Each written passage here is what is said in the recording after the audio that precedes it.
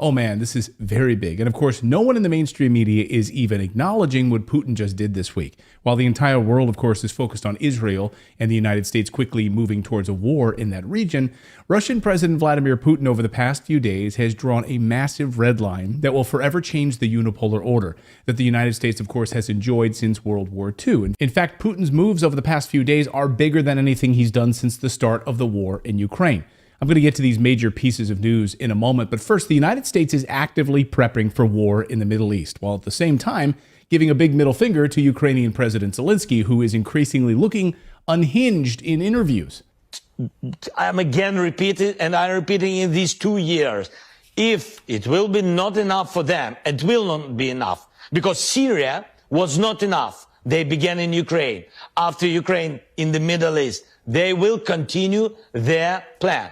What the hell does that even mean? I'm sorry, I don't use cocaine, so someone is going to have to translate it for me. The U.S. Pentagon just admitted that the funding for Ukraine is almost gone, drying up. Oh man. In other words, it's taking funding away from Ukraine and instead sending it to Israel. Oh shit. How does it feel to be kicked to the curb like a Kardashian? There's issues that I have. Gone are the billion-dollar payments to Ukraine. In fact, the Pentagon was just about to send $400 million, but instead whittled it down to $125 million and said it's now drying up. And news reports over the past week show that Western leaders are getting sick of Zelensky. So all of those Ukrainian politicians that got so rich off of American taxpayers and bought million-dollar homes in Spain, Italy, and Switzerland, Portugal, and Monaco will have their money cut off soon. Or the Ukrainian politician who just threw his 16-year-old daughter a Sweet 16 party and then literally threw money at her before driving off in a nice Mercedes. Wonder where all that money came from that you can just throw it up into the air. So now would be a good time to talk about peace, wouldn't you think? The United States this week then shocked the world and basically admitted that there's no way that Ukraine wins this war. It's over, and it's pushing Ukraine towards peace talks. But Zelensky is not interested in peace talks. He wants every Ukrainian man to die, of course. He asked this week to change the military recruiting standards once again, and he officially canceled the Ukrainian elections. Yes. So desperate people do desperate things. Meanwhile, Putin, really stunning moves that caught the West totally off guard and really show that the United States-led global world order is fracturing before our eyes. So first, Putin signed a new law that removes Russia from the nuclear test ban treaty. This is basically a threat of nuclear use without having to actually threaten nuclear use. Putin's approval of the de-ratification law was posted then on a government website, which said the decision took immediate effect. Yeah, didn't the Western media last week say that Putin was dead? Russia's President Vladimir Putin has suffered a suspected cardiac arrest. The Russian leader was found by guards on the floor of the bedroom rolling his eyes. Okay, Russia's parliament has already approved this step. So this means Russia could literally test nuclear weapons, something it hasn't done since 1990. And just a few days before this, as if to sort of underline the point, Russia saying, hey, we are a nuclear power that just destroyed NATO forces in Ukraine. Every country threw all of their weapons at us, and they are sitting there on fire right now. They even rolled out a brand new military recruiting ad this week showing soldiers peeing on NATO vehicles.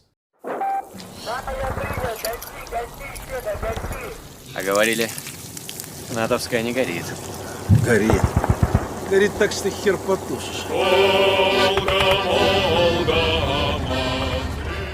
And then in China, meeting with Xi Jinping, Putin was flanked by soldiers carrying the nuclear code's briefcases, a show of solidarity with China for their Belt and Road Initiative, a massive expansion of trade throughout the Middle East and Asia. And then second, Russia gives a big middle finger to the United Nations, which is a United States-run organization, a proxy for the Biden administration. Russia defied the UN last week when it said it was basically going to start helping Iran build missiles.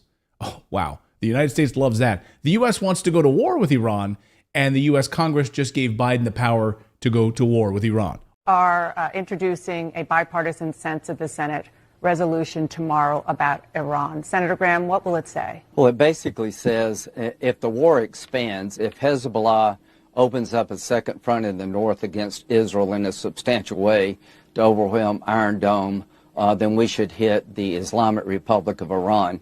All of this is adding up. So Russia said, quote, supplies to and from Iran, products falling under the missile technology control regime, no longer require prior approval by the United Nations Security Council. That's what the Russian Foreign Ministry said in a statement on Tuesday. So this is basically a Pentagon wet dream. Russia going to help Iran build missiles?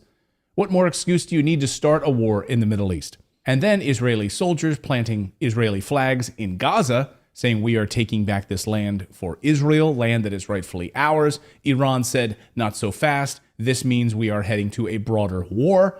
Great. So war in the Middle East is coming. But that wasn't even the biggest story of the week. No, it's even bigger than all of that, bigger than the nuclear brinksmanship. Russia struck a deal with Dubai to essentially control the Arctic shipping routes. Now, you'll recall a few months ago, I did a deep dive here on the show how vitally important the new Arctic shipping lanes are, a massive Middle East and Russian alliance. The U.S. has utterly failed to do anything in the Arctic Circle. This is a new trade route, which will control trade between the East and the West and the North and the South. And it won't rely on the Suez or Panama canals. It won't have to go through the Straits of Hormuz, which can take upwards of a month for deliveries. This trade route takes only days. Russia is in the lead to add this territory to its already massive mineral resource territory. Imagine running this shipping lane, and the United States is way behind. Here's Rex Tillerson to explain how far behind the United States is. What I can tell you is the United States is behind. We're behind all the other Arctic nations. They have dealt with this. They've gotten way ahead of us. The Russians made it a strategic priority. Even the Chinese are building ice-breaking tankers. Now, why are they building icebreakers? They're not an Arctic nation because they see the value of these passages. So if Russia officially adds the Arctic area to the Russian territory, then they'll have their hand on roughly 16% of the world's untapped oil, 30% of the world's undiscovered gas that lies buried beneath the ocean. In addition to which, a vast mineral deposits there of nickel, platinum, and many other rare earth metals, completely upending the global world order. We'll come back to nickel in a minute because it's incredibly important. This would be Putin's crown jewel, something no one is talking about, an Arctic supply chain passage. Some smart people like Rex Tillerson understand that, but people are ignoring this, and it completely separates Russia from the West, a unipolar delight. Now, if Russia controls the fastest supply chain trade route in the world, everything changes. So that's the news update part of today's video. Now I want you to pay attention to today's sponsor, which is tied directly to Putin's moves around nickel that we just mentioned and the Arctic Circle this week. This is pretty stunning news, what I'm about to show you. The company is called Alaska Energy Metals. Here's their stock ticker on your screen. And this is the first and only nickel company that I've ever featured here on the show, and for good reason. I have a specific criteria that I look at before investing, and none of them have even come close to this company. This checks all of the boxes. Now, I love nickel as a commodity, and I've never found a US-based nickel company that I like until now. This one checks, again, all of the boxes that I look for, and I'm really excited to bring this to you. This is amazing. So here is their stock ticker on your screen. Take a look at this. Let me explain why I'm so bullish on this company. But first, we need to understand that nickel was a pretty boring commodity, I think you would admit, until Elon Musk made it one of the most important commodities in the world basically overnight.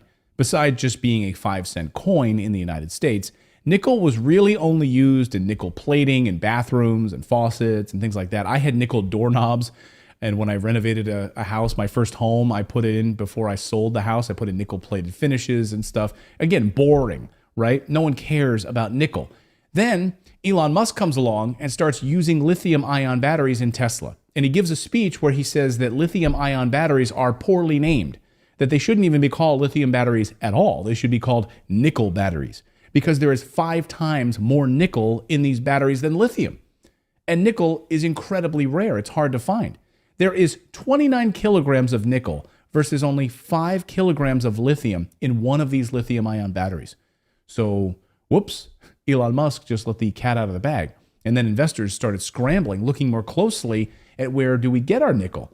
And holy shit, they realized that the United States imports 100% of our nickel. Yes, you heard me right. 100%. We don't produce anything. There were 0 active mines in the U.S., none. And the Biden administration just put enormous money and effort behind moving to an all-electric fleet of vehicles and getting rid of combustion engines in the United States.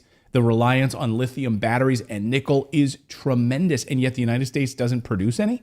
Holy smokes. So my friends, that's where this company comes in.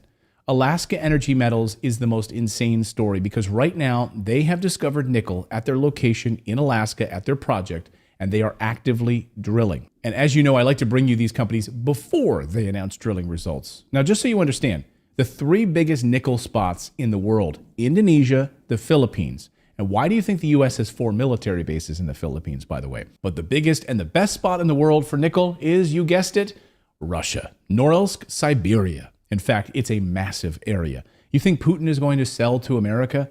No, he's not. And they just announced more sanctions against Russia this week around minerals, diamonds, and other precious metals. So do you think there's going to be a chance that Putin is going to be selling any minerals to the United States? No, he's not. He's going to be using it for his own manufacturing. It's game over. You see how big this is? The Biden administration is quickly moving the United States to an all-electric fleet of cars.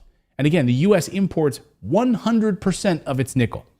That is not a sustainable business model. Just as we've covered lithium in the United States with one lithium mine. Again, these minerals are vital to the United States economy, and we need to ramp up production. So the reason I'm investing huge into Alaska Energy Metals is because they have already drilled and they've found nickel on their project location in Alaska. And get this, the nickel they found has the same quality as the nickel found in Russia. Right, a high quality nickel, better than Indonesia and better than the Philippines. So in other words, the United States now has a similar nickel project to what Putin has. This is a huge deal. Remember, this is a small company with a market cap of only $22 million. They have no debt, and they have cash to continue drilling right now. But this might be the best part of the story. So their project sits right here in this purple, right next to this purple area here on your screen. This area in purple is owned by a competitor called Cobalt. The investors in this company are Richard Branson, Jeff Bezos, Bill Gates, Ray Dalio, Michael Bloomberg, just to name a few. There's more big names involved in this project. It's a private company. You can't invest in it unless you have 8 figures. And they believe this area right here is the biggest and most strategic place to find nickel deposits in the world. And guess what?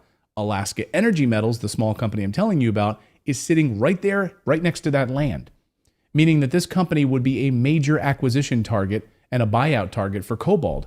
Swoop in and buy it up. So what do you think would happen if Alaska Energy Metals announces fantastic drilling results right in Cobalt's backyard? Yes, they could be bought out. I'm not saying it's going to happen, but if I'm Cobalt and this little guy right next door just discovers all this nickel, that's an acquisition target. Just so you understand, their drill hole discovery is currently classified as a resource. Their next plan is to up this to a deposit site, okay? Meaning all these black spots that you're seeing here on your screen, these are drill holes on the map. All right, we're standing on the Eureka zone of mineralization right now. You can see our drill in the background is drilling a hole at about a 60-degree angle down into the rock. So the zone is about 300 meters thick here, and it goes in this direction almost 12 kilometers. So this could be an absolutely giant deposit of nickel mineralization.